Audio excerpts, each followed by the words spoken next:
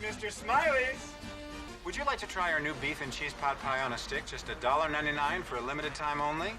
American Beauty, 1999, 20 crazy facts you don't know. In a quiet suburban street where every lawn is trimmed and every smile is practiced, one man's midlife crisis shatters the illusion.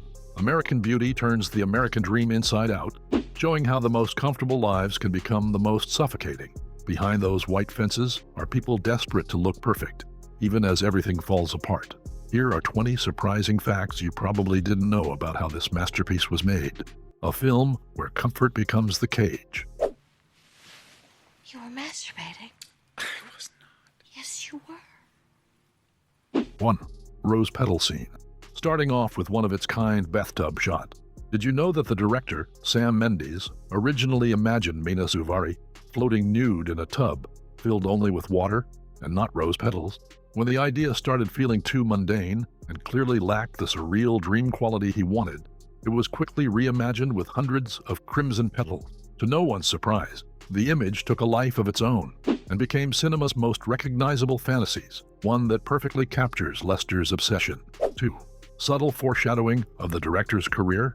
Kevin Spacey casually says he missed James Bond on cable TV. This might seem like an offhand line, but it gained its ironic weight when director Mendes moved from intimate suburban satire to the blockbuster Bond entries, directing Skyfall in 2012 and Spectre in 2015. This shift underscores his phenomenal stylistic range and creates the neatest retrospective link for the modern audience. 3. Annette Bening's private improvisations. Between takes, Annette Bening would stay in character as Carolyn Burnham, straightening cushions, muttering self-criticism, and even rehearsing real estate smiles when the cameras weren't rolling. Mendes encouraged in the name of emotional method acting, and method acting it was. These improvisations deepened Carolyn's fragile facade of a woman rehearsing happiness until it cracked. Benning's off-camera devotion gave the role an authenticity that no line in the script could have achieved or captured with such precision. It's not like, whoops, where'd my job go? I quit! Someone pass the asparagus. And I want to thank you for putting me under the added pressure of being the sole breadwinner now. 4. The bedroom scene that wouldn't behave. Filming the awkward bedroom argument between Carolyn and her lover, Buddy Kane, took 10 takes, not because of the lighting or any other set mishap, but because of silly laughter fits. Annette Bening couldn't stop giggling at Peter Gallagher's pompous delivery. Each attempt ended in hysterics until Mendes finally got one clean version. The result is still faintly humorous beneath the tension and proves that even the most serious domestic scenes in this movie will always carry an absurd comedic hint in between the lines. 5. Hidden illuminations. In the Burnham dining room, every detail was calibrated to betray perfection. The table, laid out with Benning's Carolyn overseeing it all, gleamed with a fastidious elegance. Flowers, candles, and gleaming silver, set under lights so polished they seemed to judge. Cinematographer Conrad L. Hall concealed tiny extra lights behind the rose vases near young Jane, which bathed her in soft illumination. The effect is not hard to miss, a pure, fragile sense of the perfect family evening. But perfection, after all, is often a mask. If you want to keep uncovering the hidden imperfections, subscribe now. 6. Parental permission for the young actress. Thora Birch, who played Jane Burnham and was 17 years old during production, performed a scene where she appears topless. Since she was still legally a minor, the filmmakers obtained permission from both parents, who happened to be actors themselves. They were also present during filming, along with other representatives on set.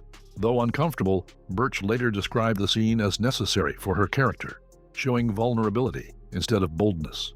The response was a mixture of judgment from some and absolute acceptance from others. 7. The iconic poster. How could we miss one of the most recognizable movie posters ever? The rose, held over a stomach. Well, brace yourself because that poster does not feature Angela at all. The hand and torso actually belong to the model and actress, Chloe Hunter. She had no other significant connection to the cast beyond the poster image, but was paid a decent amount. 8. The alternate opening scenes. An alternate fantasy opening suggested Lester flying over suburbia wearing a bathrobe. It was filmed against a blue screen for 2 whole days, but the sequence was later cut. Why is that? Because it didn't quite fit naturally. A bit too whimsical and mismatched with the overall tone of the film. The final opening instead reuses a moment from the middle of the movie.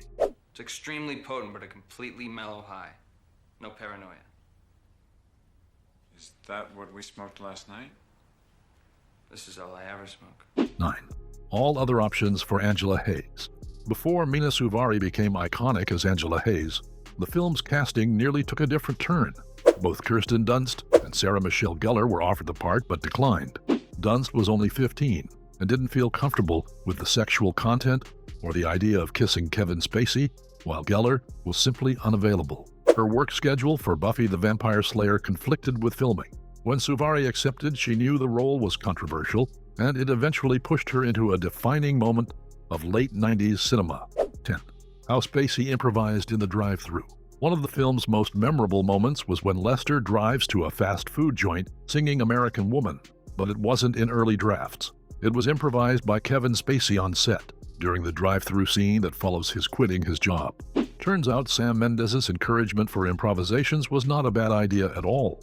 Anytime somebody felt stuck in a scene, he would step in and say, "Put down the camera, we're going to improvise for a bit."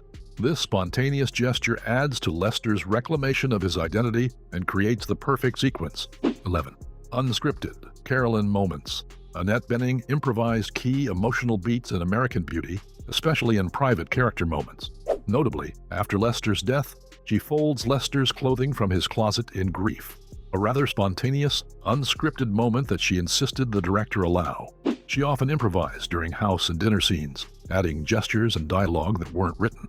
Mendes gave her permission to do what you want in certain moments, letting Carolyn's suppressed love and fury leak out. 12. Artistic homicide. Walking through an early cut, cinematographer Conrad L. Hall felt betrayed. Many of his ravishing shots were gone. He called it artistic homicide, depicting his feelings about the editing cut, wounding him and the film's visuals. But once he saw the final version that included Mendes' darkened, refined cut, Hall's reaction was quick to change. Want to know more about the last-minute changes in your favorite movies? Subscribe to the channel, and you will know all the facts they don't want you to find out. I kind of remember this really creepy incident where you were filming me last night. I didn't mean to scare you. I just think you're interesting. 13. The magic of a single take. In the real estate open house scene, after potential buyers leave, Carolyn devolves. Annette Bening unleashed a raw breakdown, and Sam Mendes kept rolling. The entirety of that meltdown was captured in just a single take. The moment when the cracks facade and ambition meet despair, and everything is set free from within. That one uninterrupted burst became a defining moment, showing how carefully facade and reality are balanced in Carolyn's life. 14. Inspiration at the U2 concert. Alan Ball recalled a moment that shaped his teen dialogue. At a U2 concert, he overheard a fan shouting, "Oh my God, Edge, I love you. I want to have 10,000 of your babies." The overheard fervor, Ball said, captured an American teenage voice, an ecstatic, hyperbolic, and media-saturated line that he used for its electric, exaggerated cadence. This helped in composing the high school scenes with authenticity and sharp comic truth. Your wife is with another man and you don't care? Nope. 15. Filming a day scene at night. The scene where Lester drives up to apply at Mr. Smiley's is supposed to feel like daytime, but was shot at night. Lighting and post-production made it bright and clean, and the perfect example of how the charm of a camera can literally shift reality, shaping the mood and perception for the viewer's eyes. 16. Deleted ending.